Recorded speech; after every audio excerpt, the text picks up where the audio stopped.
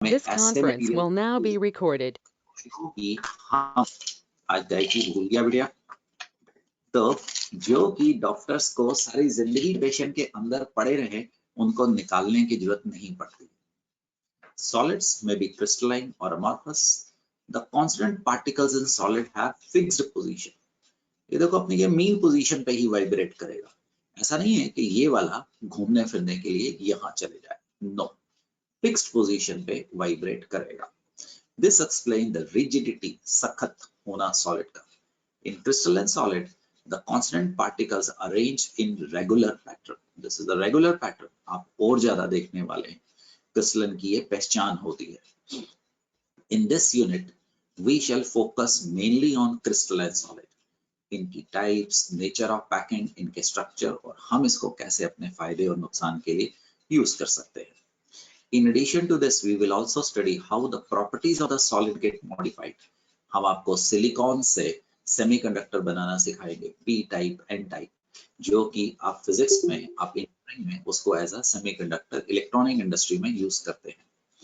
Due to the structural imperfections or the presence of impurity in the minute quantity, जब हम आपको structure दिखा देंगे हम बोलेंगे देखो इस गड़बड़ी से इसका ये हम फायदे पे यूज कर सकते हैं। एक बार रीड कर लीजिए important characteristics of solids 1 2 3 4 5, please go through that.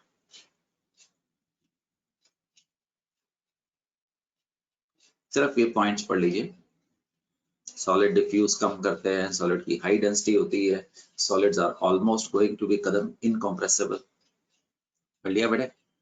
These clearly indicate that the solid state of substance, the constituent atoms, for example diamond में कार्बन होगा, ions for example NaCl में सोडियम क्लोराइड होंगे, molecules ice बर्फ उसमें molecule होगा, are very closely packed। ये word तुम्हारा पीछे नहीं छोड़ेगा, हमेशा आएगा, hexagonal close packing, cubic close packing। Atoms, ions और मॉलिक्यूल हम इनको जनरल वर्ड्स फेयर से इसको रिप्रेजेंट कर देंगे और हम इसको लेटाइज पॉइंट कहा करेंगे।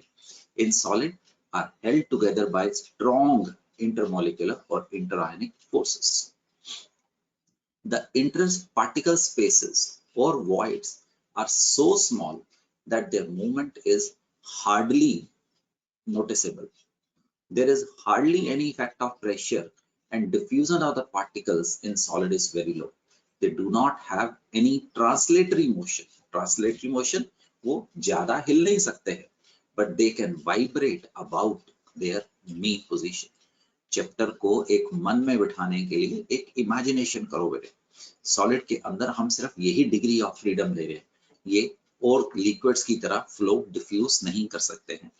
लिक्विड्स डिफ्यूज कर सकते हैं, सॉलिड डिफ्यूज नहीं करेंगे। अगर मैं आपको कोई ऐसा सॉलिड अभी थोड़ी देर में दूंगा जिसमें डिफ्यूजन की प्रॉपर्टी है, आप कहेंगे ये जो नकली सॉलिड है, जैसे कि glass. When a solid is heated, the vibratory motion increases. This also results in increase in kinetic energy, which ultimately becomes large enough to overcome the binding force in the particles. At this stage, the solid melt to form liquid.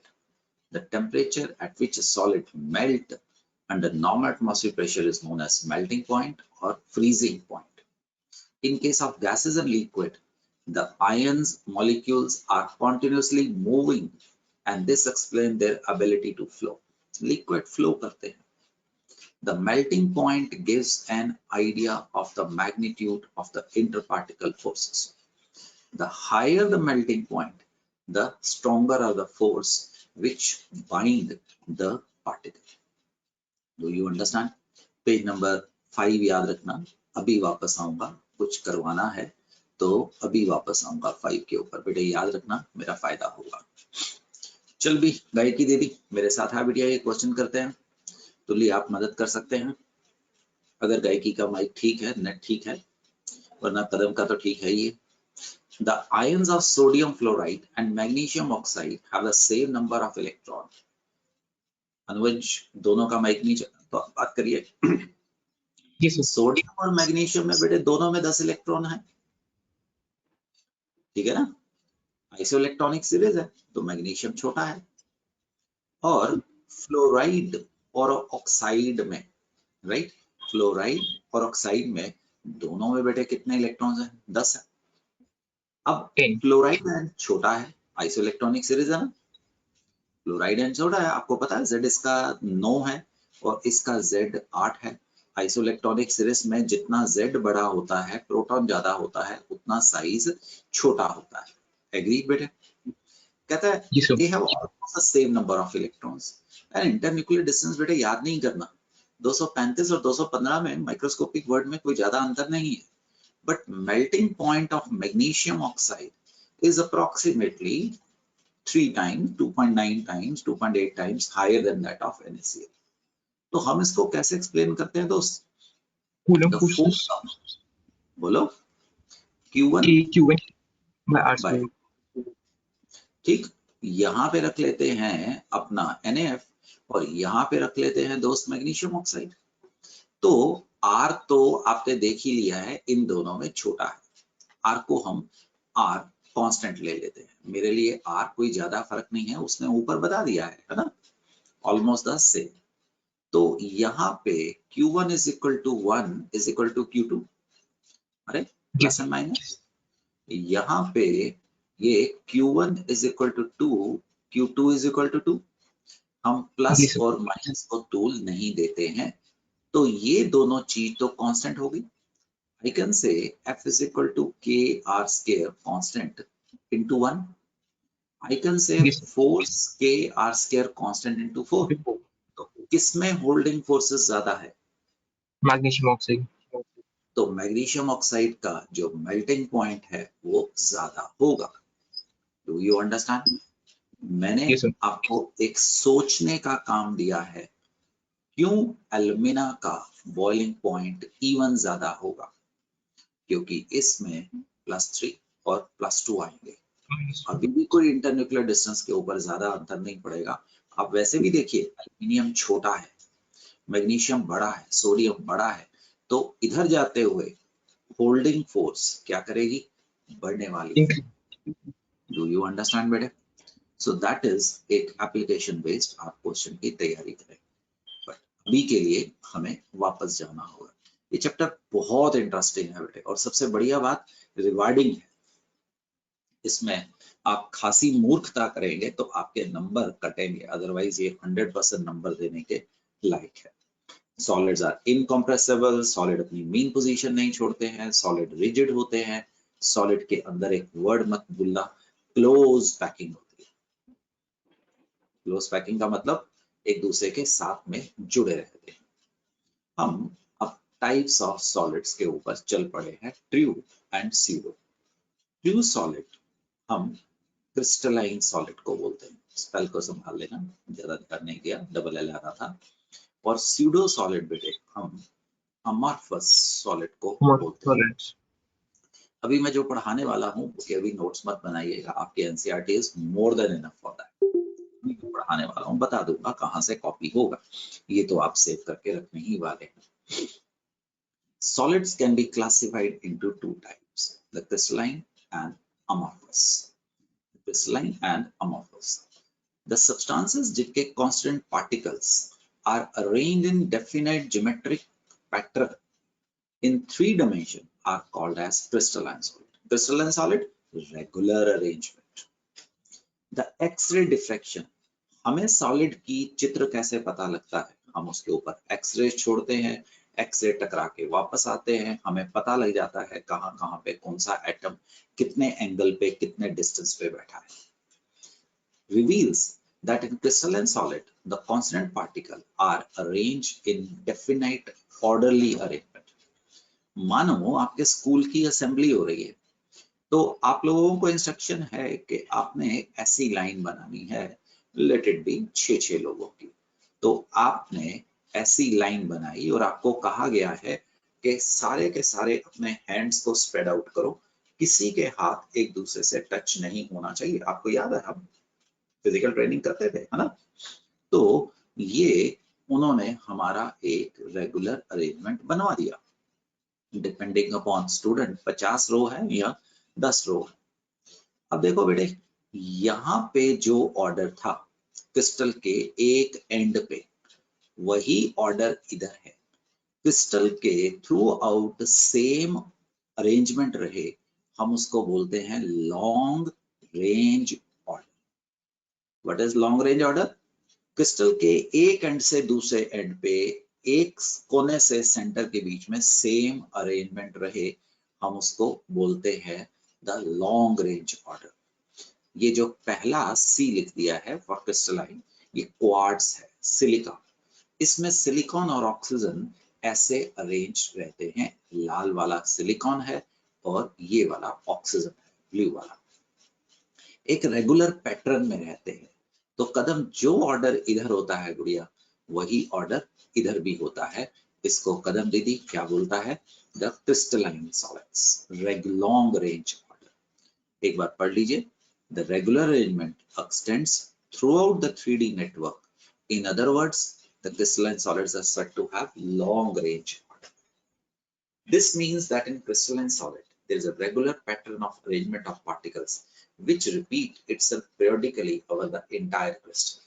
In fact, a crystalline solid consists of a large number of small crystals, each of them having a characteristic geometrical shape. हम आपको बड़ी जल्दी इस chapter में unit cell के पीछे पड़ जाएंगे। तो जो यूनिट सेल का अरेंजमेंट होगा वही पूरे के पूरे हमारे क्रिस्टल का अरेंजमेंट भी होने वाला है।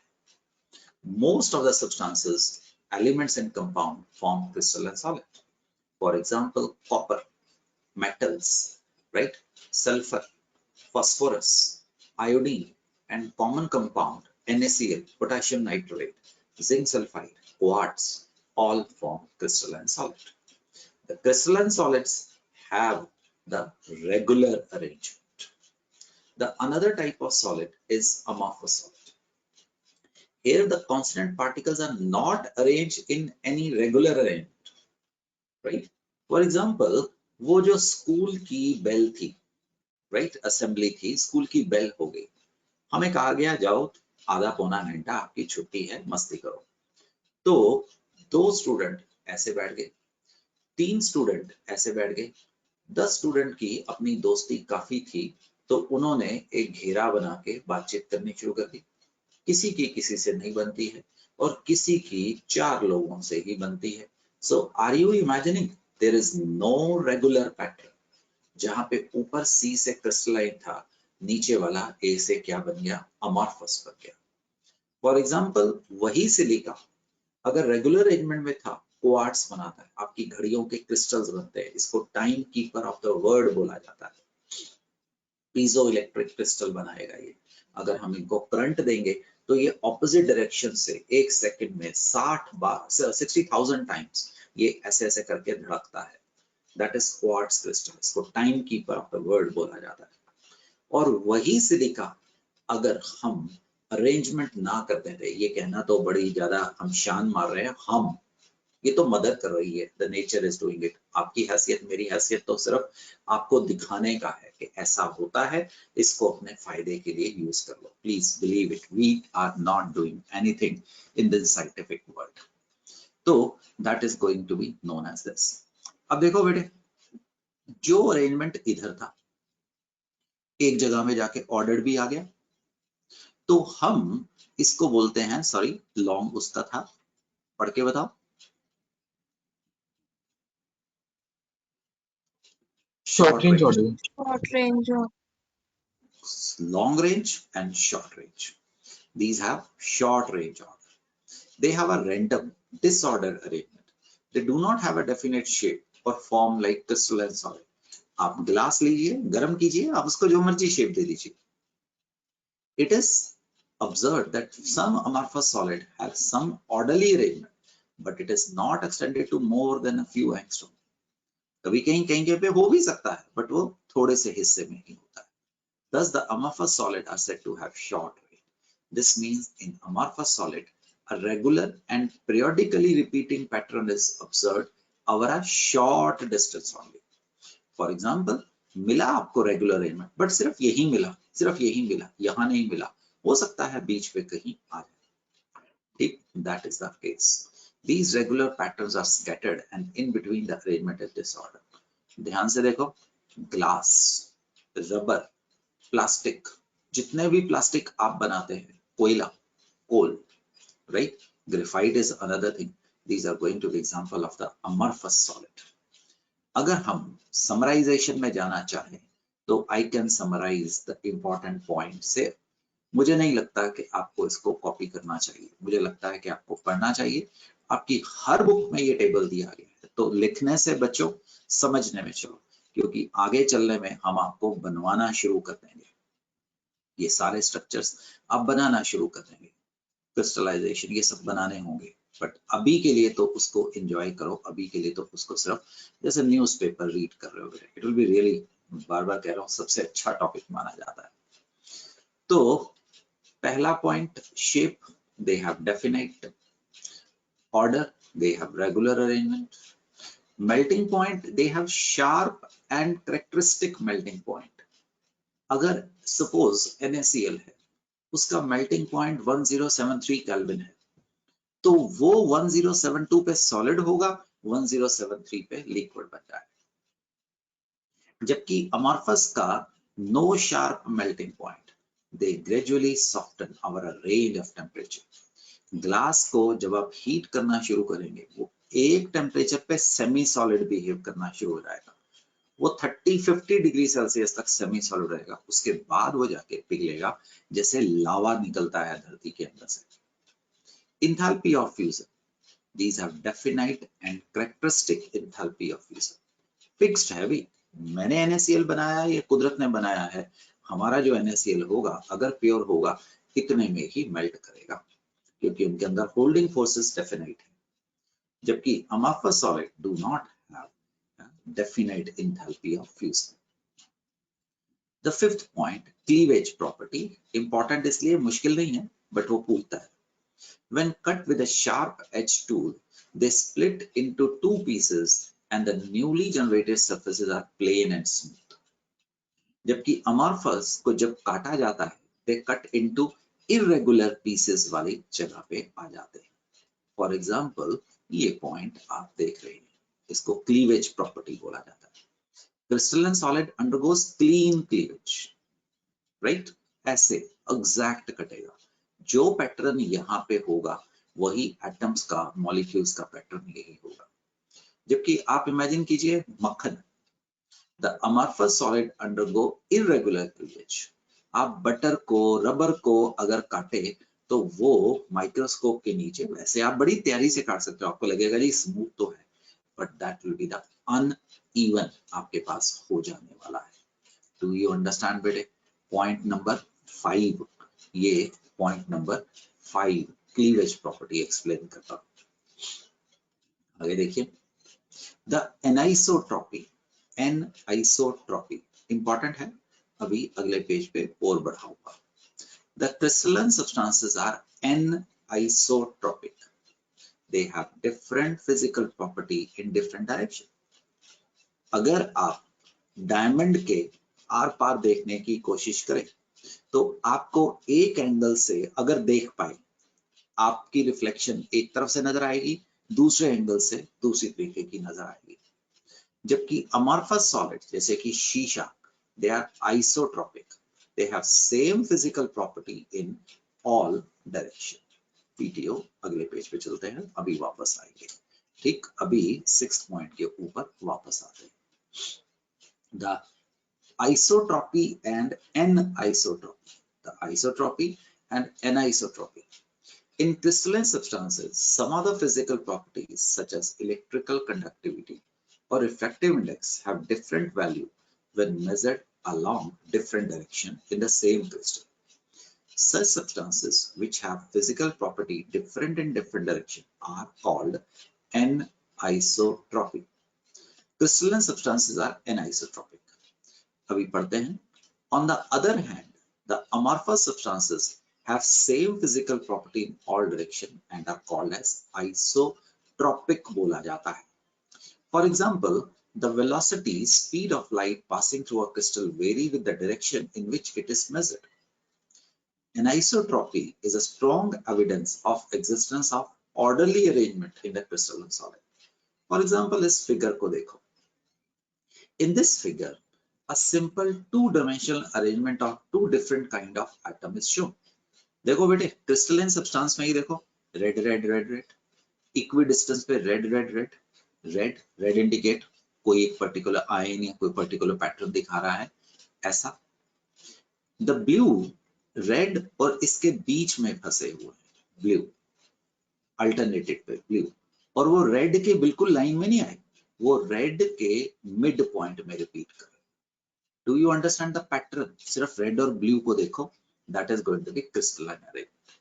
अब एक लाइन लगाते हैं, लेट इट बी, इसको ए डैश ए बोलते हैं। आप इस लाइन के अक्रॉस देखो, आपको एक रेड एक ब्लू, एक रेड एक ब्लू, एक रेड अल्टरनेटिव दिख रहे हैं। अब एक नई लाइन लगाते हैं, बी बी डैश, इसको देखो, आपको दोनों रेड दोनों ब्लू दोनों रेड, पैटर्न डिफरेंट नहीं नजर आ रहा? अगर पैटर्न डिफरेंट आ रहा है तो लाइट की स्पीड, अगर यहां से आप लाइट छोड़ें तो उसको अलग अलग एटम का आमना सामना होगा, वो अलग प्रकार से बिहेव करेगी क्योंकि पार्टिकल साइज फर्क है और केटायन एनायन की प्रॉपर्टी अलग है, तो अलग प्रकार से बिहेव करेगी। अगर आप सपोज यहां से लाइट छोड़ो तो उसको डिफरेंट प्रकार का बिहेवियर मिलने वाला है। Hence, the crystalline solid have different physical property in different direction. In amorphous, they are random and disorderly manner. Therefore, कोई फर्क नहीं पड़ता है। याद रखने के लिए बच्चों, आप शीशे के आर पार तो देख सकते हैं, बट आप क्रिस्टलाइन सब्सटेंसेस के आर पार नहीं देख सकते हैं। That is the behavior. You might have seen somewhere that आपने एक पागल शीशा देखा होगा, जैसे एक शीश महल जाकी जगह है, उसमें ना आप बेंगलोर गए हैं तो वहां पे भी कहीं कहीं कहीं जगह पे कहीं उसमें एग्जीबिशंस में भी आता है। तो अगर आप उसमें अपनी फोटो देखते हैं तो इमेज देखते हैं, आप देखेंगे आपका मुंह एकदम लंबा हो जाएगा, आप मोटे या पतले हो जाएंगे। दैट इज, उन्होंने ग्लास बनाने के दौरान कहीं कहीं पे उन्होंने जानबूझ के क्रिस्टलाइजेशन करवा दी। तो जहां पे क्रिस्टलाइजेशन है आप बेढब्बे नजर आ सकते हैं, आप हंसते हुए, आप रोते हुए, ऐसा नजर आ सकता है। The crystalline solid are true solid and these are नकली solid, they are super cool liquid। ये शो करते हैं एक property that is known as diffusion. वापस आऊंगा इस पेज के ऊपर कुछ समझाने के लिए आगे जा रहा हूं।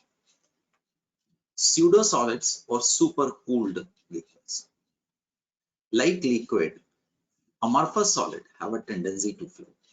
Therefore, these are called as nakli solid or supercool liquid. Glass is a common example of pseudo solid. It softens on heating to a certain temperature. It behaves more or less like look जो सड़कों पे डालते हैं, pitch. Pitch is another example of pseudo solid. The pseudo solid, they do not have a sharp melting point, amorphous. They can be easily distorted by applying force. अरे don't do it, मां मारेगी। वो जो look जो सड़कों के ऊपर डालते हैं, आप कहीं से ले आते हैं, आप उसकी बॉल बना सकते हैं, आप उसको खींच के अलग अलग चीजें बना सकते हैं, and they can flow slowly under their own weight and lose shape. ये पढ़िए, glass window panes of very old building, ऐसे 400 साल 500 साल पुरानी, are found to be slightly thicker at the bottom than at the top because glass is an amorphous solid, which is a super cool liquid of very high viscosity and behave more or less like a liquid. The glass flows down very slowly and hence make the bottom portion slightly thicker. ये आपका glass है, इसके अंदर जो particles हैं वो diffuse करते हैं और वो अगेंस्ट ग्रेविटी वो नीचे की तरफ आने की कोशिश करते हैं। जब वो नीचे की तरफ आने की कोशिश करते हैं तो काफी सालों के बाद ये नीचे वाला पोर्शन स्लाइटली थिक और ऊपर वाला पोर्शन स्लाइटली थिन हो जाता है। This is going to be known as the proof that the amorphous solid are going to be pseudo solid. Amorphous solid, they do not have a definite melting point. They have a rubbery or glassy state. The butter, the rubber, the glass, the wax, the polymer, the PVC, right, polythene etcetera, जितने भी polymers आप बनाते हैं वो आप यहाँ पे देखते हैं। डोंट कॉपी दिस थिंग, सिर्फ एक चीज ध्यान देना, crystalline solid cleavage property, the crystalline solid anisotropy, crystalline solid regular arrangement, amorphous solid no regular arrangement, crystalline solid do not show diffusion, true solid, the amorphous show pseudo solid.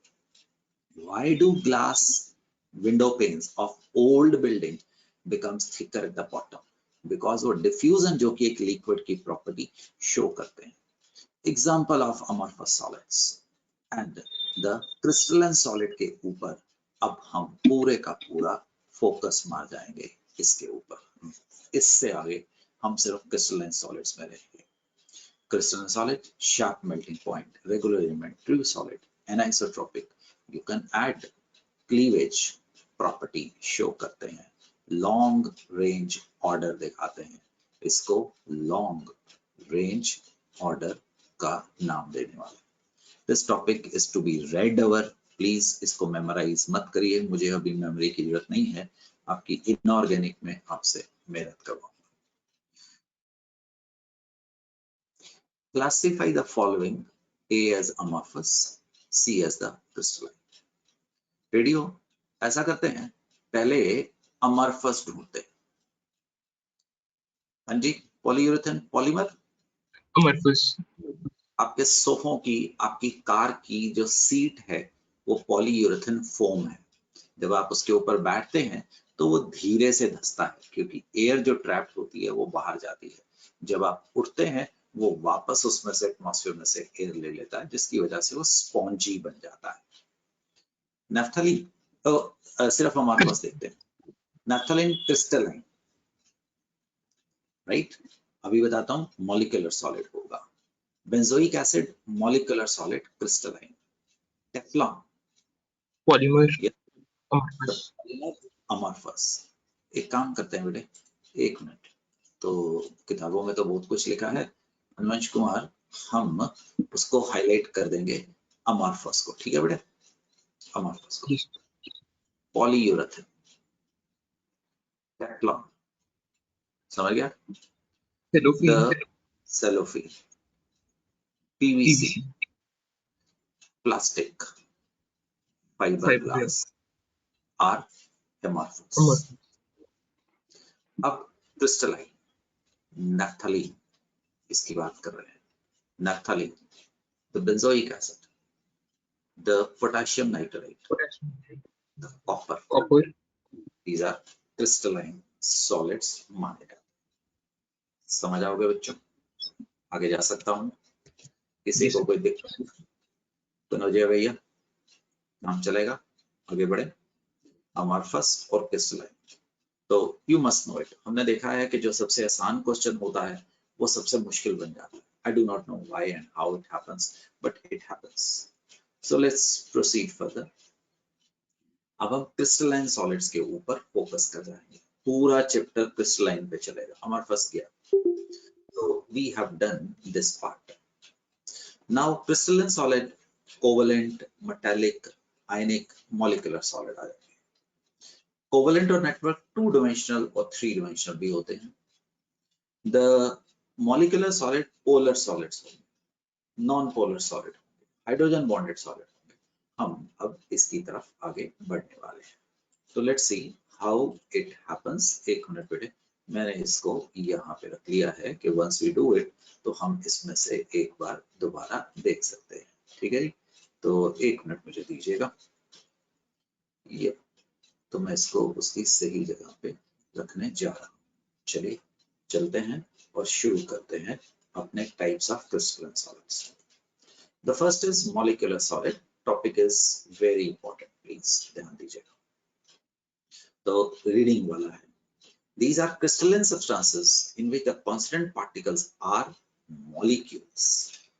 For example, ice के अंदर water है, H2O. For example, अभी आपने पिछले page पे naphthalene पढ़ा।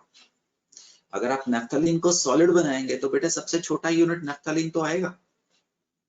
For example dry ice, right, इसमें carbon dioxide, for example S8, for example P4, for example I2, for example benzoic acid. अगर आप बेंजोइक एसिड जो लिक्विड है आप उसको फ्रीज कर दें तो उसका सबसे छोटा यूनिट क्या बेंजोइक एसिड से चेंज हो जाएगा? No, that is going to be the case. और यहाँ पे एक चीज ध्यान करना, अगर आप xenon gas, neon gas, krypton gas को सॉलिड बनाएंगे तो उसका जो सबसे छोटा यूनिट होगा वो इंडिपेंडेंट एग्जिस्टेंस मॉलिक्यूल कहलाएगा। That's the point. They are held together by dispersion forces, London dispersive forces, dipole-dipole और हाइड्रोजन बॉन्ड। क्योंकि इनमें एक बेंजोइक एसिड अगले बेंजोइक एसिड को कोवेलेंट फोर्स से थोड़ा पकड़ेगा।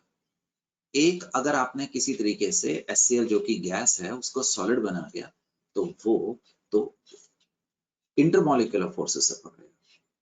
These are further categorized into 3 categories. Polar molecular solid.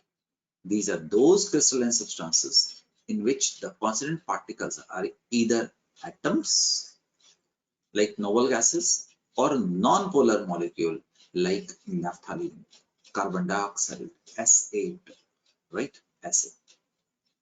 In these solid, the atoms or molecules are held by van der Waals forces or London forces. याद आ गया कौन सी forces? These were the weakest forces. These are generally soft. आप ice को soft ही मानिए, आप ice को एक हथौड़े के साथ, एक चम्मच के साथ काट सकते हैं। These are low melting point. आप आइस को अपने हाथ पे रखिए, ना भी रखिए, टेबल पे रखिए, वो पिघल जाएगी, उसका तो 0 डिग्री सेल्सियस है। आप नेफ्थलीन बॉल को, आयोडीन को अपने हाथ पे रखो, वो सबलाइन करेगा। आप ड्राई आइस, कार्बन डाइऑक्साइड को आज के दिन में हम आपको रेस्टोरेंट के अंदर ऐसे शेक्स बना के देख रहे हैं जिसमें से धुआं उठता चला जाता है, that is a dry ice. But please ध्यान से वार्निंग, तुम लोग केमिस्ट हो, ड्राई आइस रेस्टोरेंट में ऐसे शेक्स मिलते हैं, उनको कभी भूखों की तरह मत पीना, उनको आराम से सिप सिप लेके पीना, बिकॉज अगर आपने ड्राई आइस का चंक आपने इनहेल कर लिया, गैस है, गैस का वॉल्यूम बढ़ेगा, बॉडी के अंदर 37 डिग्री सेल्सियस टेम्परेचर है, तो वो जब वॉल्यूम बढ़ेगा वो बड़ा भयंकर एक बॉम्ब के जैसे नुकसान पहुंचाता है। So please be careful. These are usually in liquid or gaseous state at room temperature and pressure. अरे कार्बन डाइऑक्साइड का एग्जांपल ले लो, नेफ्थलीन का ले लो, आपने नेफ्थलीन बॉल, अभी गर्मी के कपड़े आपने यूज कर रहे हो तो सर्दियों के अंदर पड़े हो, उसमें आपने नेफ्थलीन बॉल्स डाली हैं, बट वो रूम टेम्परेचर पे गायब हो जाएगी। These are insulators because they consist of neutral molecule in solid as well as a dissolved state. हम क्या पढ़ रहे हैं बेटा? मॉलिक्यूलर सॉलिड पढ़ रहे हैं और उनकी पहले हमने चीज की है non polar molecular solids. The polar molecular solid, these comprises of molecules of substances formed by polar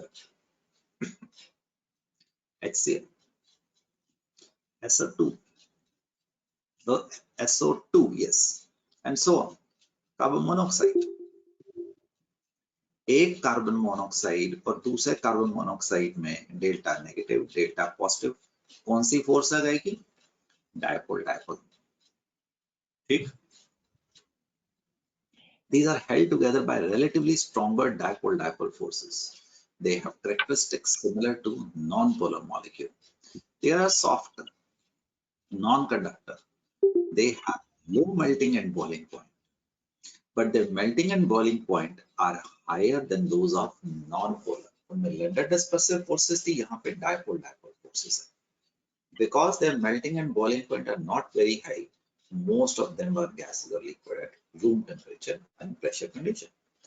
आप वाटर को यहाँ मत डालिए क्योंकि वाटर को मैं हाइड्रोजन बॉन्डिंग में डालूंगा। तीसरे प्रकार का आपका मॉलिक्यूलर सॉलिड है वो हाइड्रोजन बॉन्डेड है। For example H2O, for example HF, for example ammonia, ये सारे के सारे रूम टेम्परेचर पे एज एसोसिएटेड लिक्विड्स बिहेव करते हैं, बट कम करने पे ये सॉलिड बन जाते हैं, इनके बीच में hydrogen bonding. They are generally volatile liquids or soft solid under room temperature and normal conditions. Again, they are non-conductors. Conductors तो आपको सिर्फ metallic solids मिलेंगे और एक graphite मिलेगा. Their melting and boiling point are generally higher than those of non-polar molecules. आपको पता है London dispersive force is weakest. Yes बेटे, dipole और हाइड्रोजन बॉन्डिंग जाते हुए इन स्ट्रेंथ क्या करती है, इंक्रीज करती है. So what are we doing, we are discussing the solids कितने प्रकार के हैं. हमने अभी अभी आपको कराया है एक प्रकार का, दैट इज मॉलिक्यूलर सॉलिड्स. चले आगे. हाँ बेटा. सर जैसे हमने जो मॉलिक्यूलर सॉलिड्स हैं थ्योरेटिकली कि जैसे gases like the carbon monoxide ये सॉलिडिफाई हो सकते हैं. ऊंचा बोल बेटे, अच्छा क्वेश्चन है. कार्बन डाइऑक्साइड जैसे कार्बन मोनोऑक्साइड है तो ये सॉलिडिफाई हो सकते हैं. दुनिया की हर चीज बच्चे सॉलिड लिक्विड गैस में जा सकती है. हर चीज. Iron solid liquid gas, carbon solid liquid gas, हर चीज टेम्परेचर और प्रेशर से. आप लकड़ी की बात मत करिए, लकड़ी is a mixture of compound. अगर आप इसका टेम्परेचर बढ़ाएंगे जल जाएगी, राइट. आप आयरन की बात करें, आप आइस की बात करें, हर चीज 3 स्टेट्स में जा सकती है बच्चों. इवन मिट्टी can go into the liquid form, solid form, और एक पर्टिकुलर टेम्परेचर पे, जैसे लावा है, आप उसको पिघला दीजिए, उसकी धज्जियां उड़ जाएंगी, वो गैस फॉर्म में आ सकती है. हर चीज बच्चे, क्लियर है? Yes sir. हर चीज, सब्सटेंस 3 प्रकार के हो सकते हैं. Conditions of temperature, pressure. आप जिस मर्जी चीज को करिए, मैं गैस में भी जा सकता हूँ, मैं लिक्विड में भी जा सकता हूँ, बट आपको कंट्रोल करना पड़ेगा बाकी कंडीशंस को. वो कुछ चीजें जल जाती हैं. आयनिक सॉलिड्स, आपको होमवर्क दे रहा हूँ, मेन पॉइंट मैं ही पढ़ने वाला हूँ, चिंता मत करिए.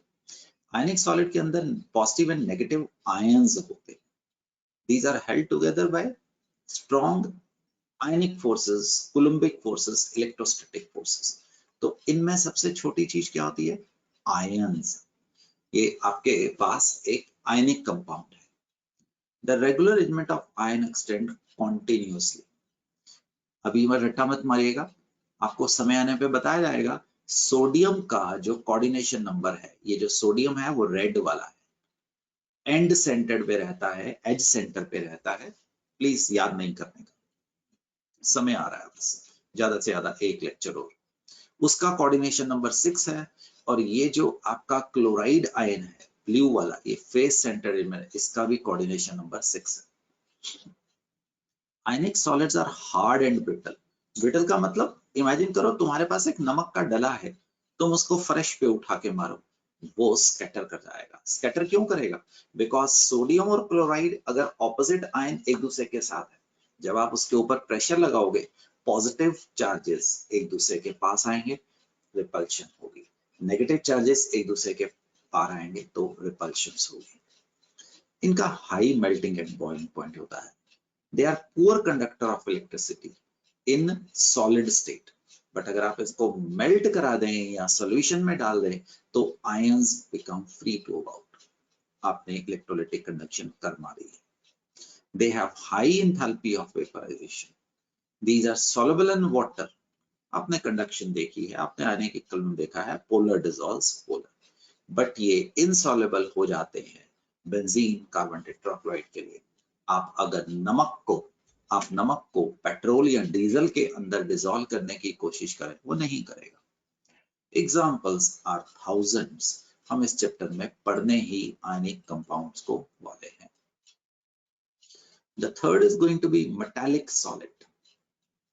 मेटल्स की लो आयनाइजेशन एनर्जी होती है, जिससे मेटल बना देता है कर्नल्स. हम केटाइंस नहीं बोलते हैं, केटाइंस केमिकल रिएक्शन में बोलते हैं, और पैदा करता है इलेक्ट्रॉन, राइट. अगर आपके पास खूब सारे मेटल हैं तो वो खूब सारे इलेक्ट्रॉन पैदा कर देगा. आप इमेजिन कीजिए, आपके सी के किनारे खड़े हैं, आपके सामने जो पानी है वो इलेक्ट्रॉन्स है.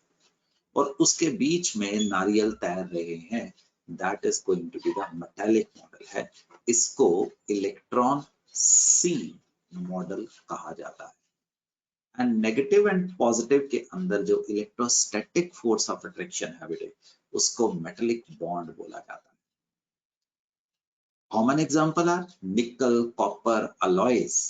अगर मैं आपको कल को मोनल मेटल बोलूं, या मैं आपको ब्रास बोलूं, या मैं आपको ब्रॉन्ज बोलूं, या मैं आपको गन मेटल बोलूं, ये सारे के सारे दोस्तों मेटालिक सॉलिड्स में आते हैं। They may be hard as well as soft, mercury के जैसे, राइट, सोडियम के जैसे, कैल्शियम के जैसे। आप इनको सॉफ्ट बोलेंगे, आप इनको चाकू के साथ काट सकते हैं, मरकरी तो लिक्विड ही। They are good conductor of heat and electricity.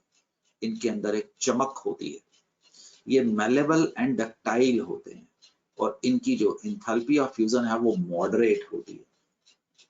Tungsten की सबसे ज्यादा है, और मरकरी तो जनाब रूम टेम्परेचर पे आने से पहले ही लिक्विड है, हम मेटालिक सॉलिड्स बोलते हैं।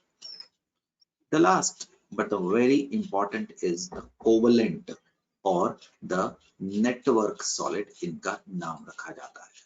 This is the fourth type. In covalent crystals, the constituent particles are non-metal atoms. Iron भी आयरन के साथ जुड़ा हुआ है, बट वो मेटेलिक में आएगा। कार्बन भी कार्बन के साथ जुड़ा हुआ है, वो कोवलेंट के अंदर आएगा, non-metal, right, which are linked to the adjacent atom by a strong covalent bond throughout the crystal. In other words, there is a network of covalent bond forming a giant three-dimensional structure. They are also called as giant molecules. The covalent bonds are strong and directional in nature, therefore atoms in these are held very strongly in their position. For example, diamond को देखो, एक diamond में एक carbon आगे 4 carbon के साथ covalent bond से जुड़ी होती है। जब वो 4 कार्बन से जुड़ी हुई है, तो ऐसा करने से उसके पास बहुत मजबूत फोर्सेस आ जाती है। सो ये नेचुरल सब्सटेंस या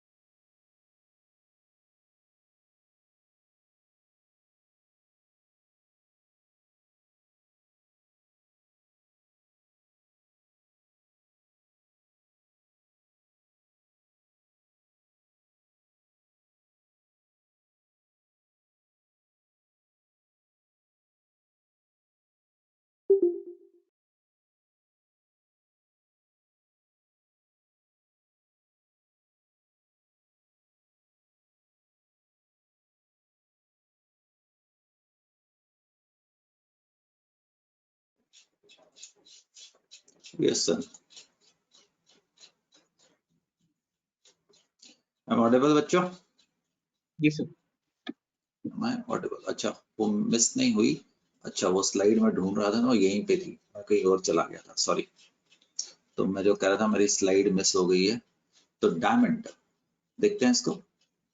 तो structure of diamond is a typical covalent crystal. Typical covalent crystals. It has a network structure consists of large number of carbon atoms bonded to each other. Each carbon atom is bonded to 4 carbon atoms by a single covalent bond.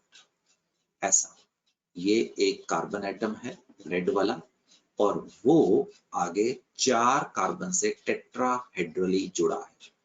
आप किसी भी carbon को check कर लीजिए, वो 4-4 से ही जुड़ा होगा। That is going to be carbon की स्टोरी बनती है। ठीक, it is clear from the figure that each carbon atom lies at the center of a tetrahedron and 4 other are present at the corner of the tetrahedron. ठीक, ऐसा।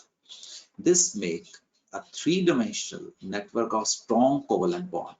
This makes diamond an extremely hard crystal with very high melting point, 3843 Kelvin.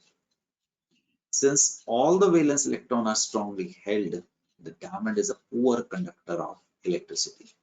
याद रखना, diamond में carbon की hybridisation sp3 है। अपने आप में क्वेश्चन है, डायमंड का structure, each carbon is bonded by 4 other carbon atoms. The covalent or network solids are hard. They have extreme high melting point and may even decompose before melting. अनुवंश, ये जो आपसे एक बात कर रहा था बेटा, आपने पूछा था ना हर चीज लिक्विड कैसे जा सकती है। अगर आप कार्बन को हीट करेंगे, जरूरी नहीं है कि मेल्ट करेगा, हमें वहां पे ऑक्सीजन नहीं रखनी है। अगर ऑक्सीजन हुआ तो ये डिकम्पोज कर जाएगा। जैसे लकड़ी, अगर आप टेम्परेचर को बढ़ाएंगे वो डिकम्पोज कर जाएगी। डिकम्पोज का मतलब उसका करेक्टर चेंज हो जाएगा। उसके बाद उसमें से जो एटम निकलेंगे, कार्बन डाइऑक्साइड निकलेगी, आपकी वाटर निकलेगा, आप उनको अलग अलग करके लिक्विड बना सकते हैं। They are poor conductor of electricity and insulator. Exceptions are always there. अभी ग्रेफाइट करा दो, diamond, Carborundum, silicon carbide, quartz, etcetera. एक एक करके देखते हैं। So this is example of the covalent or network. The next is example of network graphite. All are important. Graphite is also a covalent solid, but it is soft and a good conductor of electricity. Its exceptional property, soft or conductor, is because of the structure. Here, each carbon is sp2 hybridized and bonded with 3 other carbon atoms, forming hexagonal planar rings. Hexagonal planar rings. For example, एक minute, एक चीज और कराता हूँ, फिर उसके ऊपर चलते हैं। And each carbon has 1 unpaired electron like benzene. देखो भाई, हर कार्बन, किसी एक कार्बन को पकड़ लो, 1 2 3 के साथ जुड़ा है। इसको पकड़ लो, 1 2 3 के साथ जुड़ा है। So this is hexagonal ring बनाती है, प्लेनर बनाती है।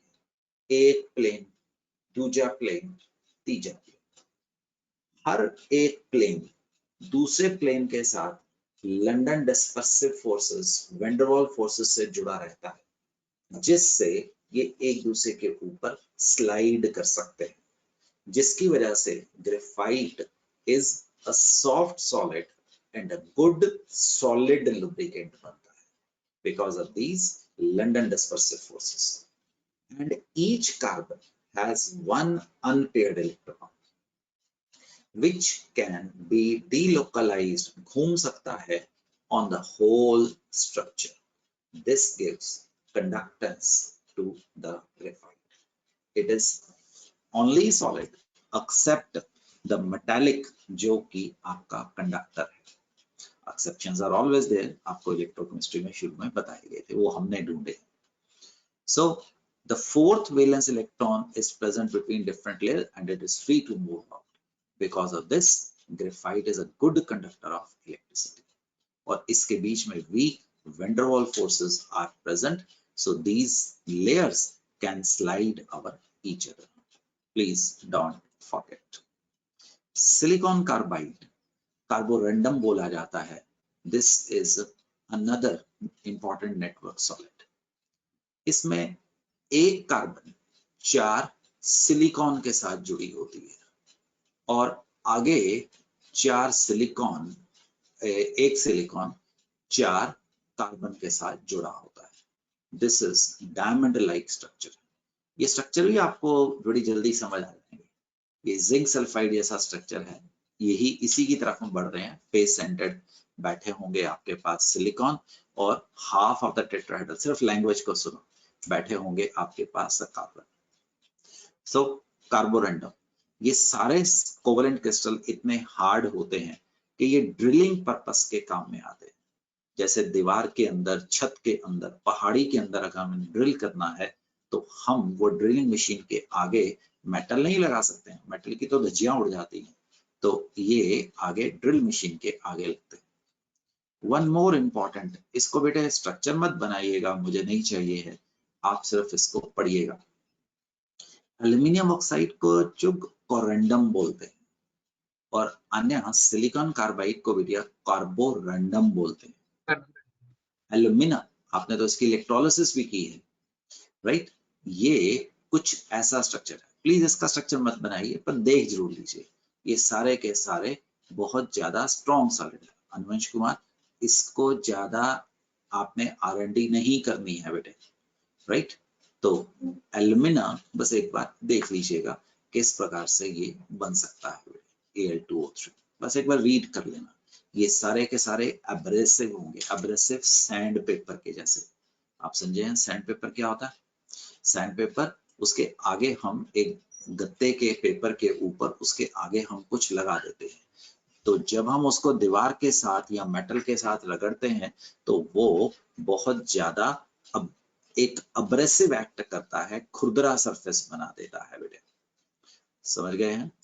सो अगर आप बोर्ड पे देखते हैं तो सॉलिड्स हमने इस प्रकार के कुछ किए, एक बार रिव्यू जरूर बना लेना।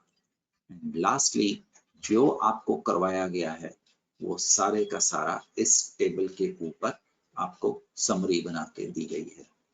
Molecular solid, ionic solid, metallic solid, network solid. Again I do not wish that you are going to copy that, copy करने वाली चीज ही नहीं है, इसको तो बार बार पढ़ो और आगे बढ़ो।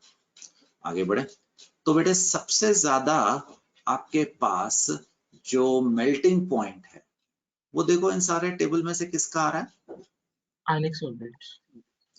अनुवंश रिपीट कर। फिर आयनिक सॉलिड्स। अनुवंश रिपीट कर, कर्सर को देख। फिर covalent graphite. Graphite, right? Boron nitride, it is even harder than diamond mason. It is not only that ionic bond is strong, it is number of bonds which also matters. और NaCl का जो melting point है 1073 है और जो diamond का है 3843 kelvin है, तो बेटे क्या पता लगता है तेरे को किसके अंदर नेट फोर्सेस ज्यादा है? ये फोर्सेस। कहने को तो एक कॉकरोच स्ट्रॉन्ग है, उसको चींटी नहीं खा सकती है, बट आपने पक्का देखा है कि अगर एक कॉकरोच, एक छोटा कीड़ा, एक बड़ा कीड़ा ग्रास हॉपर जैसा भी चींटियों से घिर जाए तो चींटियां उसको उठा के ले जाती। Do you understand? Yes sir. कहने को तो बेटे द वाटर के अंदर कौन सा बॉन्ड है? Hydrogen bond, that is stronger. और बेटे नेफ्थलीन के अंदर कौन सा स्ट्रॉन्ग है, कौन सा बॉन्ड है? The Van der Waals force. कहने को तो आइस ज्यादा होनी चाहिए बट वाटर उस टेम्परेचर पे, आपने देखा हो, आपने नेफ्थलीन बॉल्स देखी हैं, वो लिक्विड एग्जिस्ट करता है और नेफ्थलीन बॉल्स बेटे क्या एग्जिस्ट करती हैं? सॉलिड एग्जिस्ट करती है। समझ आया बच्चे? ये बेसिकली आप लोगों का एक चश्मा है, इसको हम नॉलेज कहते हैं, इसको हम गलती कहते हैं, इसको एक्सपोजर कहते हैं। अब चुक साहब मुझे बताइए इन सब में से किसका सबसे ज्यादा मेल्टिंग पॉइंट पाया गया है? फिर नेटवर्क सॉलिड्स। फिर आयनिक का आता है, बट फिर भी बेटे आंख कान खुले रखने हैं। फिर मेटल्स का आता है और मॉलिक्यूल्स का तो सबसे ज्यादा कम होता है। आगे चलें। Classify the following solid based upon nature of intermolecular forces. Intermolecular मतलब आपने क्लासिफाई करना है मेटालिक सॉलिड और बला बला, जो आपको 4 प्रकार के सॉलिड्स बताए गए थे, है ना? आयनिक सॉलिड, पोटेशियम सल्फेट। आयनिक सॉलिड। बाकियों के मुंह में भी जबान है बेटे, बोल सकते हैं आप, यकीन करिए आपको फायदा होगा, यकीन करिए फायदा होगा। मैं तो 7-8 महीने में निकल जाऊंगा, आपकी अपनी लड़ाई होगी।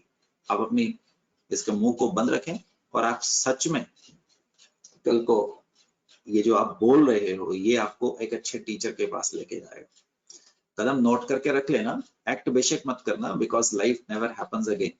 आप कल को पीजीआई में किसी अच्छे डॉक्टर के नीचे काम तो करना ही पड़ेगा, आप तो स्टूडेंट होंगे, आप एमएसएमडी के लिए सिलेक्ट हुए, आपका जो बॉस होगा वो बहुत एक्सपीरियंस्ड होगा। अगर आप अपने मुंह के अंदर जिप लगा के बैठेंगे तो बॉस आपको जिम्मेवारी भी वैसे ही देगा। अगर आप बोलेंगे, आप उससे डांट खाएंगे, आप उससे शाबाशी लेंगे, तो you will succeed, life is yours. तो आपने काम करना है। पिन, मेटेलिक सॉलिड,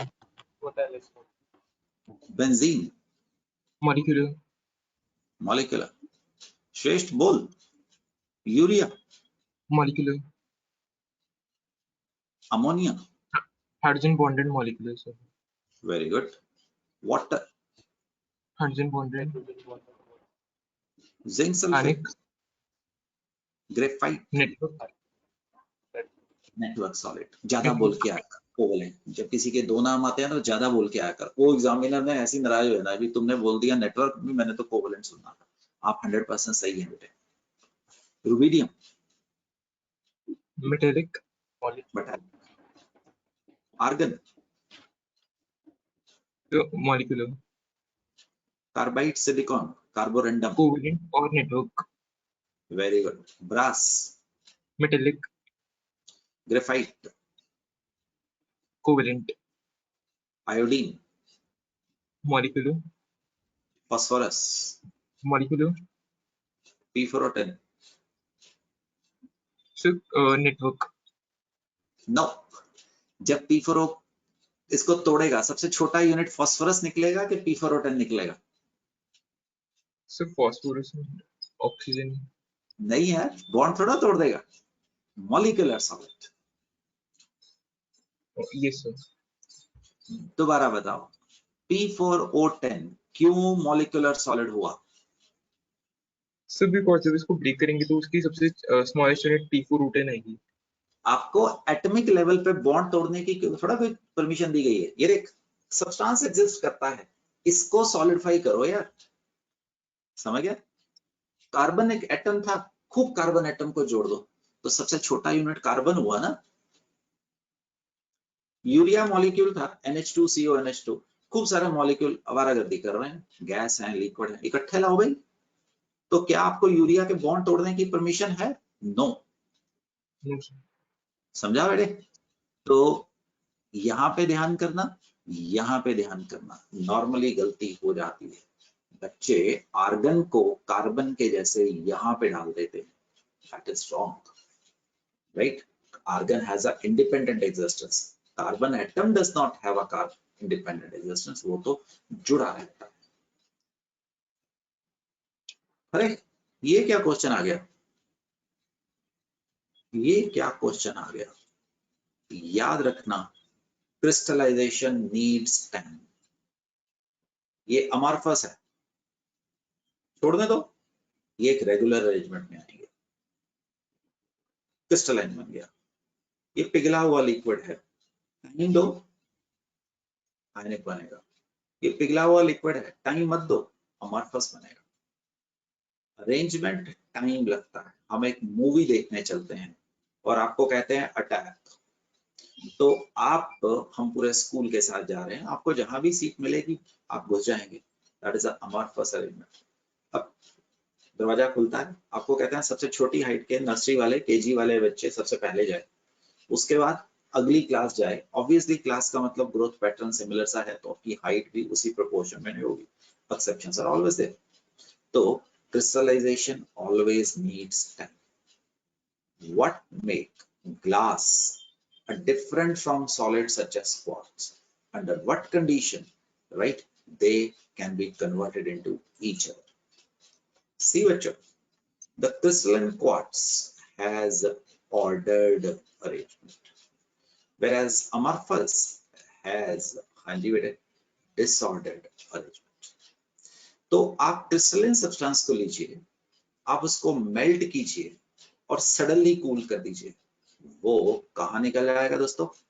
अमॉर्फस में निकल आएगा। आप अमॉर्फस को लीजिए, आप उसको मेल्ट कीजिए और आप इसको स्लोली कूल कीजिए, आप कहाँ पे आ जाएंगे? क्रिस्टलाइन सॉलिड्स में आ जाए। crystalline क्या आपने ये चीज कभी सुनी हुई है बच्चों? क्या आपने 10th तक एक वर्ड सुना था, क्वेंचिंग, टेम्परिंग और एनीलिंग ऑफ मेटल्स? सुना था कि नहीं था? no sir ढूंढना जनरल नॉलेज के लिए। मुझे केमिस्ट्री में अब नहीं जरूरत पड़ेगी, 10वीं तक पढ़ती है तो पढ़ गई। इसमें हम क्या करते हैं बेटे, मेटल्स जब हमारे पास बनते हैं वो लेते हैं, जब हमने अभी प्यूरिफाई नहीं किया है, हम सॉरी प्यूरिफाई कर लिया है, वो मेटल तो मिल गया बट वो टोटल क्रिस्टलाइन नहीं है। हम ना इसको डिपेंडिंग अपॉन कितना हीट करना है, हम उसको एक को रेड हॉट पे ले जाते हैं, फिर हम उसको स्लोली कूल करते हैं। जब हम स्लोली करते हैं तो हम उसमें क्रिस्टलाइजेशन ज्यादा करवा देते हैं, वो ज्यादा स्ट्रॉन्ग बट ब्रिटल बन जाता है। हम उसको रेड हॉट तक ले जाते हैं, हम उसको एकदम उसको ऑयल में डाल देते हैं, तो उससे उसकी क्रिस्टलाइजेशन, तो जब हमने होने नहीं देते हैं उसके अंदर हम थोड़ा सा अमॉर्फस करेक्टर डाल देते हैं हीटिंग से, और उसको कूल करने के ढंग से हम उसकी प्रॉपर्टीज को मॉडिफाई करते हैं। ये 3 वर्ड्स अपनी जनरल नॉलेज के लिए, होमवर्क के लिए, मैटर्स के लिए कहीं पे ढूंढना, अपनी जनरल नॉलेज के लिए। मैं कभी क्वेश्चन नहीं पूछूंगा, मेरे पास तो ये क्वेश्चन था, पढ़ लो।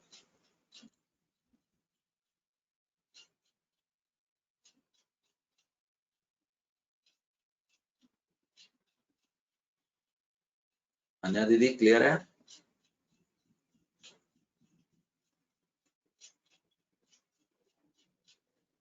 yes sir वही तो बताया बेटे जो इस पेज पे बताया था। सडनली कूल करोगे अमॉर्फस बनेगा, स्लोली कूल करोगे, ये स्लोली कूल करने से क्या होगा, उसको क्रिस्टलाइजेशन के लिए टाइम मिलेगा, टाइम मिलेगा तो वो क्रिस्टल बनाएगा। क्रिस्टलाइजेशन नीड टाइम, देयरफॉर मैंने कहा था कि आप किसी चीज को मेल्ट करें और स्लोली क्या करें, कूल करें, तो हमें मोर यस क्या मिलेगा, क्रिस्टलाइजेशन मिलने वाली है। समझा? आगे बढ़ू तो दैट इज द केस। सोचो उसी के साथ रिलेटेड है, why do window glass of old building, old, आपके फादर ने जो घर बनाया है उसमें आपको ये नहीं मिलेगा, आपके दादा के फादर ने जो घर बनाया, मेरे कहने का मतलब है टाइम चाहिए हमें, उनमें आपको ये मिलेगा। आपके घर में कोई लुकिंग मिरर है, वो 40 साल पुराना है, आप देखेंगे उसमें मिल्कीनेस आ चुकी है, आपको अपनी शक्ल उतनी अच्छी नहीं नजर आएगी क्लैरिटी से। आप नया शीशा लेके आओगे तो ऐसे ही होगा। दरअसल होता क्या है, जो आपके पास ग्लास है विंडो पेन्स का ओल्ड बिल्डिंग्स का, वो सदियों से, 10 साल से, 85 साल से हीट हुआ। हाँ जी बेटे, सुबह slowly टेम्परेचर बढ़ा सूरज से, फिर वो स्लोली कूल हुआ, तो जो ग्लास हमारा क्या था, अमरफस था, amorphous वो स्लोली स्लोली करके उसमें क्या आ गया, crystalline character some crystallisation has happened. जहां पे ये आपका बिल्कुल क्लियर ग्लास था, क्रिस्टलाइजेशन एन आइसोट्रोपी लेके आती है, तो ये क्लैरिटी कम करेगी। समझे हो? फर्स्ट पॉइंट पढ़ लो, due to heating during the day and cooling at nights, इसको एनीलिंग बोलते हैं। Over a period of year, glass acquires some crystalline structure. Because glass is second point, वो तो आपको करवाएगा, but a supercooled liquid, due to gravity, the glass flows down and it becomes thicker at the bottom. क्या ये दोनों points clear है बच्चों? जी sir आगे जा सकता हूँ मेरे दोस्तों? ये क्वेश्चन हम पहले भी कर चुके थे, so that is not going to be a big issue. So please go through that. हम एक बहुत इंपॉर्टेंट जगह पे अब आने वाले हैं, that is known as the unit cell और क्रिस्टल्स की तरफ हम जाने वाले हैं। अब आपको कॉपी करने की जरूरत पड़ेगी। अभी तक आपको कॉपी करने की कोई जरूरत नहीं थी। तो the unit cell, smallest repeating unit of a crystal, and the space lattice will be the एक हमारा जनरल उसका रिप्रेजेंट आ जाएगा, 3 डायमेंशनल अरेंजमेंट आएगा। तो एक मिनट रुकिएगा, तो हम आपको कुछ ऐसे स्ट्रक्चर्स की तरफ लेके जाने वाले हैं। तो एक सेकेंड, आराम से बीच में रोक दूंगा, राइट? कोई दिमाग पे बोझ नहीं डालेगा, हम अगली क्लास में ऐसी जगह पे पहुंच जाएंगे।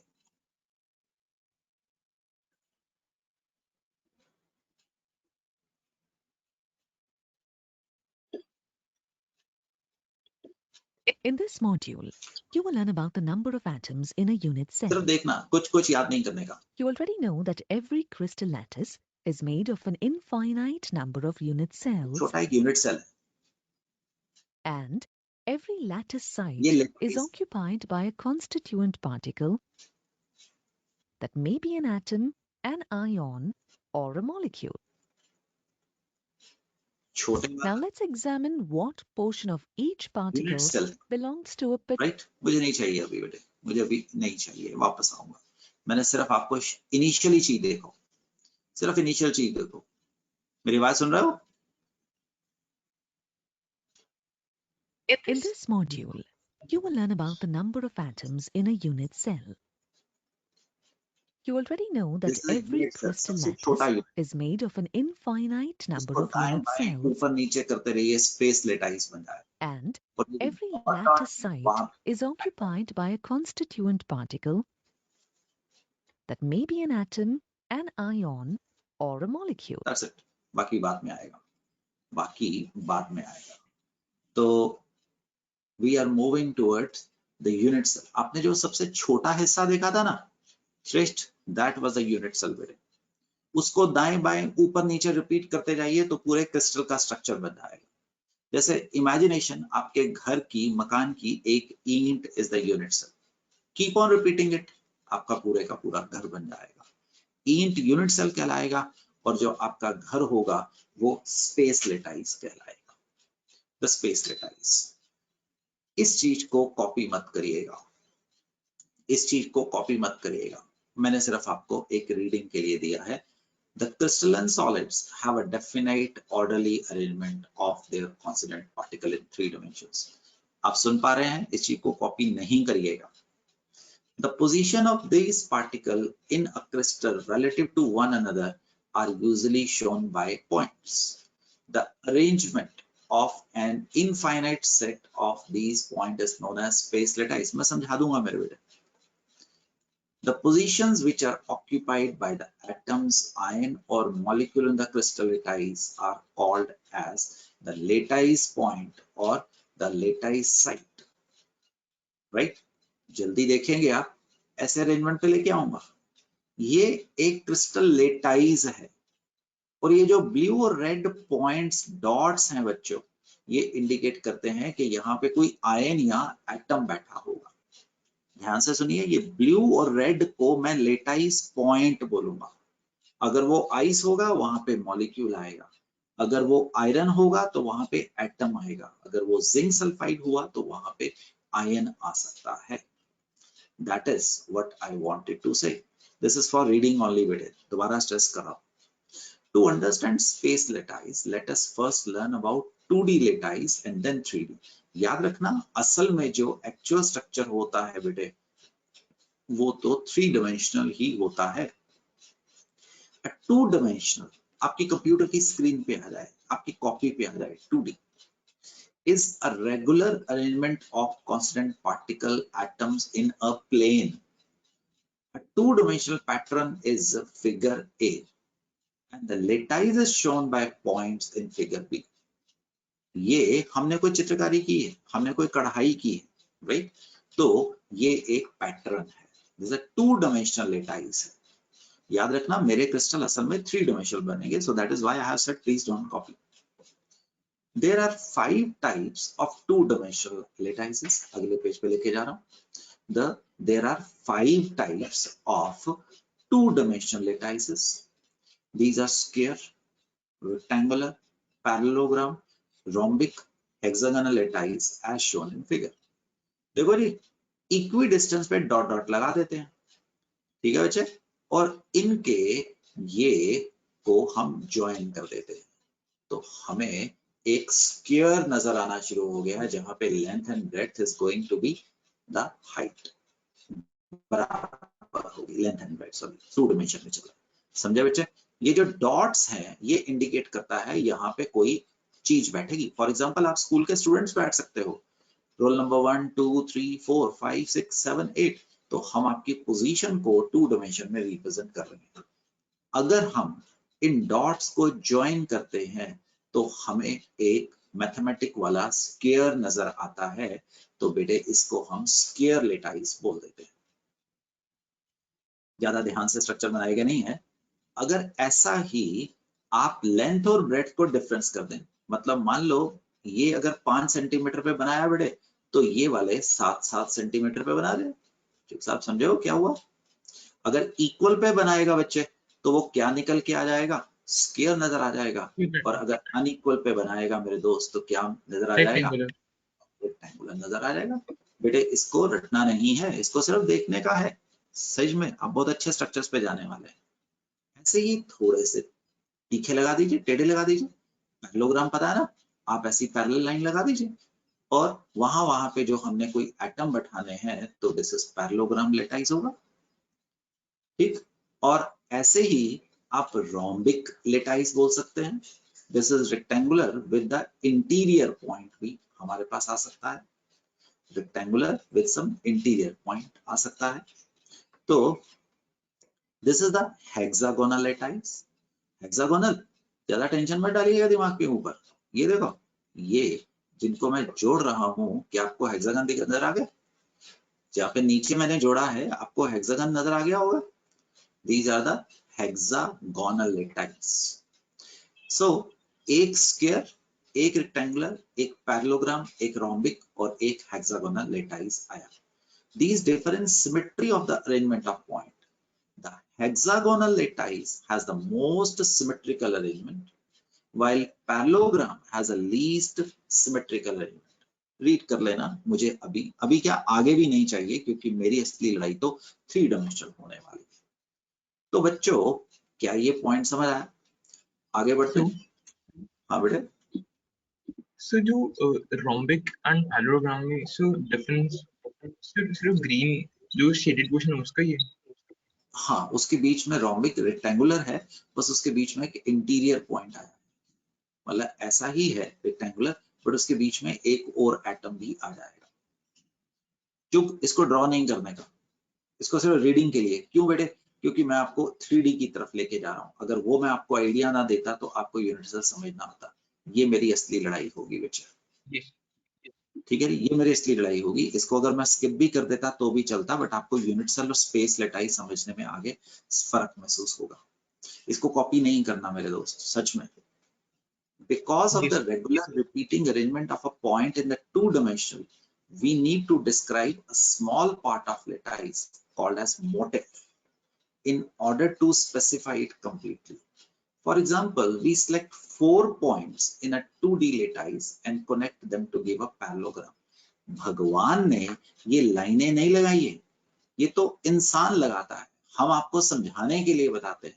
आप देखेंगे अगर हम ये लाइनें नहीं लगाएंगे, आपको कोई नॉन स्ट्रक्चर नहीं बताएंगे, तो आपके लिए पढ़ना मुश्किल हो जाएगा। This smallest part is known as unit cell. ये हिस्सा क्या बोल रहे हैं आप? Unit cell. Unit cell is एक हिट हिस्सा। अब we can generate the complete lattice by repeatedly moving the unit cell in the direction of edges by equal distance. ऐसा आप इसको जोड़ दीजिए, इसके दाएं बाएं ऊपर नीचे जोड़ दीजिए, तो आपको हजारों करोड़ों क्या मिल जाएंगे? यूनिट सेल मिल जाएंगे। Do you understand? This is what he want to say.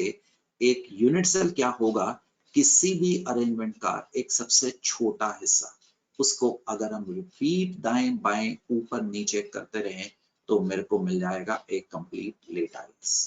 इसको अपने आप रीड करिएगा, मुझे नहीं चाहिए है। मैं सिर्फ आपको ये बताना चाहता था, ये स्क्वायर लेटाइस का यूनिट सेल होगा, ये रेक्टेंगुलर लेटाइस का एक यूनिट सेल होगा, और अगर मैं इन सबको मिला दूंगा तो लेटाइस बनेगा, द लेटाइस बनेगा। क्योंकि मुझे आपको असल में 3 डायमेंशनल में जाना है, हमारे स्ट्रक्चर ही 3 डायमेंशन होंगे, तो दिस इज हमारी रियल लड़ाई है। आपको यहाँ पे से कॉपी करना पड़ेगा। Space lattice and unit cell. Space lattice, a crystal is a homogeneous portion of solid substances made up of regular pattern of structural unit bonded by plane surface making definite angle with each other. The geometrical form consisting only of a regular array of points in space is known as space lattice.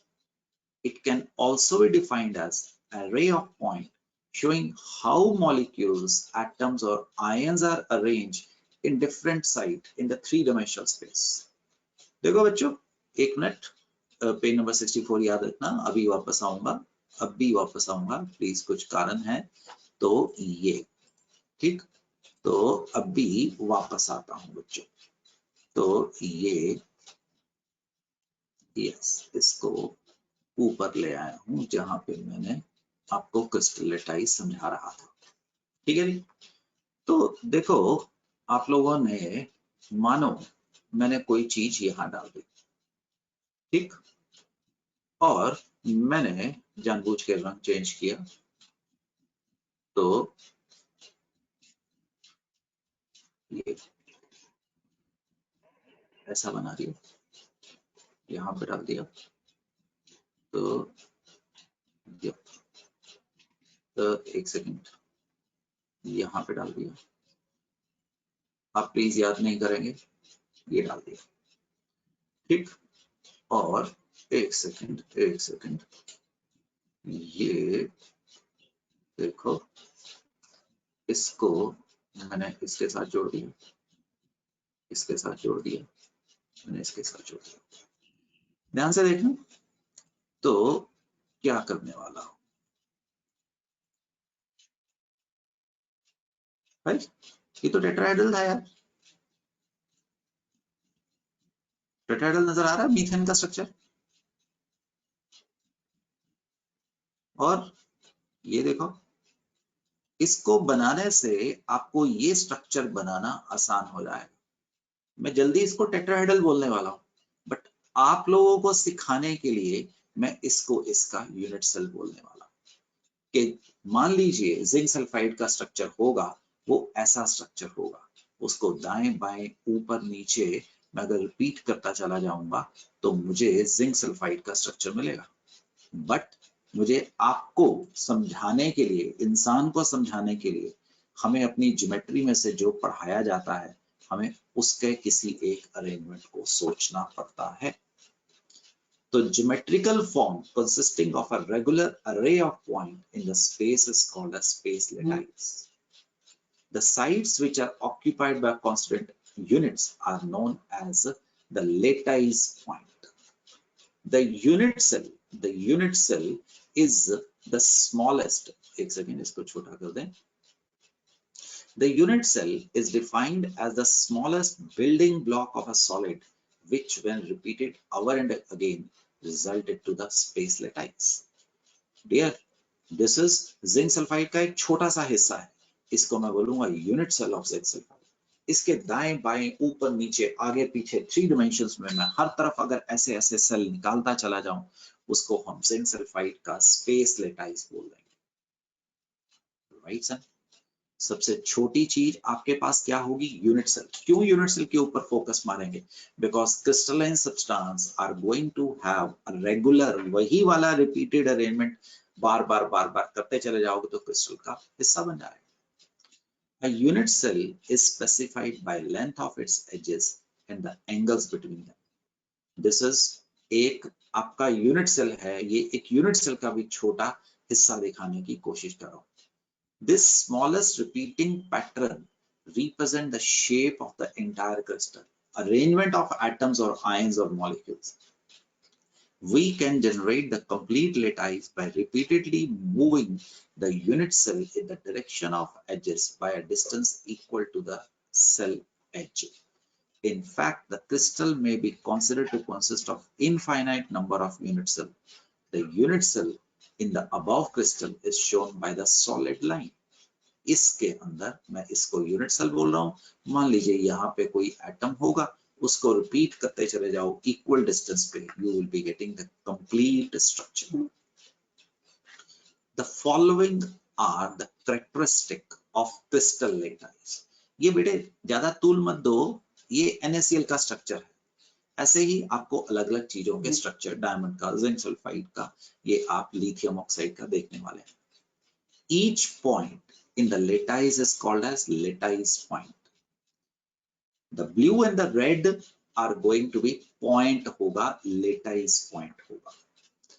Each point in the crystal lattice represent one constituent particle, which may be atom, molecule or ion. समझ पा रहे हैं?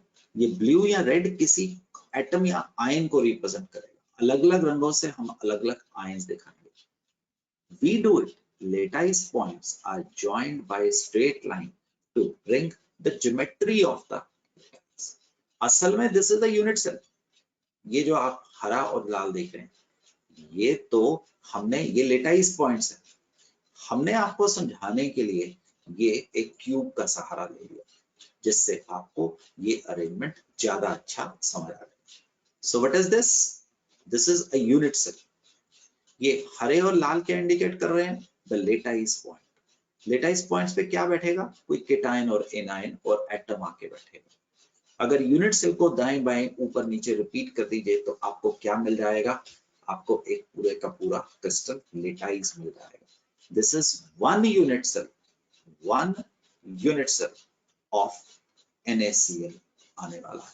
बहुत चीजें आप सीखते जा रहे हैं. Parameters of unit cell. Unit cell की पहचान क्या है? हमारी तो हाइट है, हमारे स्किन का कलर है, हमारी आंखों का कलर है, हम में से कोई दाढ़ी रखता है, कोई मूछें रखता है, कोई और प्रकार का है, तो हम उसको पहचान लेते हैं. हम यूनिट सेल को डिफाइन कैसे करेंगे? Unit cell is characterised by 6 parameters. Its dimension, length, breadth, height, ABC. किसी एक को A बोल दो, किसी को B, किसी एक को C. क्यूब में सारी बराबर होती हैं. आप 7 प्रकार के और यूनिट सेल देखने वाले हैं. एंड कोई जरूरी नहीं है, they may or may not be mutually perpendicular. Angle alpha, beta, gamma between the pair of edges.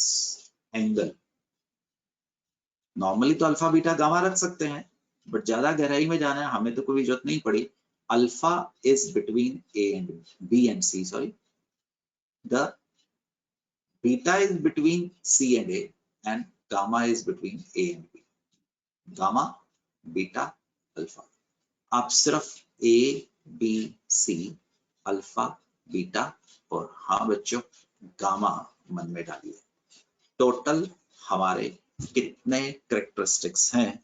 That is going to be 6 characteristics हैं.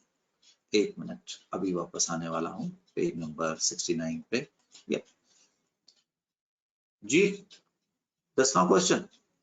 What is the significance of a lattice point? पता लगा? हाँ जी, lattice point पे atom, ion और molecule आएगा जो dot dot दिखाएंगे. Name the parameter that characterize a unit cell. A, B, C. बोलो. Alpha, beta, gamma. ये आपके NCERT के 1 मार्क्स क्वेश्चन बन सकते हैं. 1 मार्क. और सच में यकीन करो, ये चैप्टर इनिशियली आपको हो सकता है कि कैसा चैप्टर आ रहा है, बट ये चैप्टर तकरीबन दूसरे लेक्चर में अपने रंग दिखाना शुरू कर देगा, आपकी इमेजिनेशन को खोलना शुरू कर देगा. We will be able to understand it in a better वे.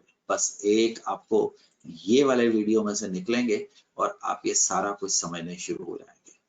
तो थोड़ा बस पेशेंस, थोड़ी सी पेशेंस बेटा. यहां से आगे नहीं जाऊंगा क्योंकि मुझे कनेक्टिंग लिंक चाहिए है. यूनिट सेल जो हमने आपको बताए हैं जिसके 6 पैरामीटर्स हैं, वो आगे दो तरीकों से क्लासिफाई किया जा सकता है बेस्ड अपॉन स्ट्रक्चर। 7 तरीके का होगा, cubic, tetragonal, orthorhombic, monoclinic, triclinic, hexagonal, rhombohedral. और based upon distribution of lattice point, कहां पे रखोगे, चेहरे पे रखोगे, कोनों पे रखोगे, primitive and non primitive, face centred, end centred आए। ये 7 प्रकार के जो आपके पास यूनिट सेल आएंगे उनको मैं निमोनिक बना के तुम्हें याद करवाऊंगा, क्यूट और mother. CU for cubic, TE for tetragonal, OR for orthorhombic, MO for monoclinic, T for triclinic, HE for hexagonal, R for rhombohedral. ये अल्फा बीटा गामा के बेसिस पे इनके 7 प्रकार हो जाएंगे, राइट। 7 टाइप्स, 4 इस पेज पे है और 3 इस पेज पे है। देन यूनिट सेल को बेस्ड अपॉन डिस्ट्रीब्यूशन, ये मैं अगली क्लास का बेस तैयार कर रहा हूं, हम इसको 2 हिस्सों में बांट देंगे, प्रिमिटिव और सिंपल यूनिट सेल। प्रिमिटिव में एक एटम सिर्फ कोनों पे ही आएगा, राइट। और नॉन प्रिमिटिव में 3 प्रकार के हो जाएंगे, एक बॉडी सेंटर्ड, एक फेस सेंटर्ड और एक एंड सेंटर्ड आएगा। फिर हम आपको कुछ ब्रेविया सेल्टाइज और इसमें हम आपको ले जाएंगे, इसमें हम आपको रैंक निकालना सिखाएंगे कि कैसे एक एटम के ऊपर हमारे पास डिफरेंट In this module, आपके पास you, एटम्स आएंगे। This will be there are 8 atoms at the 8 corners. Calculations करनी शुरू हो जाएंगे। This is simple cubic, primitive निकल के आएगा बेटा, अभी मुझे पता है मैं क्या कर रहा हूँ, so don't worry. This is body centred निकल के आएगा, ये आपके मैग्नीशियम का स्ट्रक्चर बन जाएगा। Then we will tell you एक फेस सेंटर भी होगा, तो ये आपके पास फेस सेंटर्ड अरेंजमेंट निकल के आएगा। The face-centered cubic lattice face, consists this of is the 8 corner unit cell. atoms, just like in the simple and body-centered इसको cubic करते जाओ, lattice. ऊपर नीचे आपके पास However, प्रकार के it also contains 6 more, ये which is 4 corner atoms. और तुम बहुत आसानी से बनाने वाले हो मेरे बच्चे, you will enjoy it.